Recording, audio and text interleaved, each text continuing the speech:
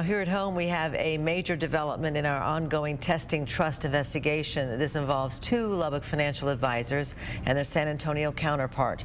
In March of last year, we told you Josh Allen, Michael Cox, and Brooklynn Chandler Willy were all accused of taking millions from their investors as part of a Ponzi scheme.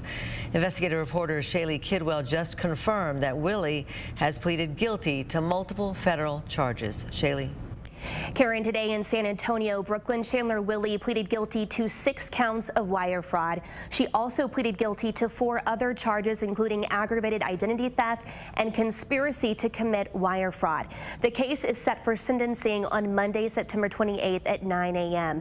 As we previously reported, the indictment also named Lubbock's Joshua Allen and Michael Cox, who operated Ferrum Capital and its entities.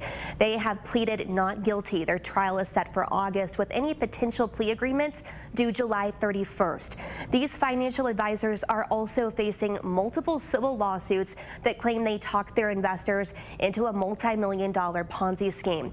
We have interviewed a number of Ferrum Capital investors. You can find their stories on our website under the Investigates tab. Again, while the 2 Lubbock men are awaiting trial, their San Antonio counterpart has pleaded guilty to 10 federal charges. Karen.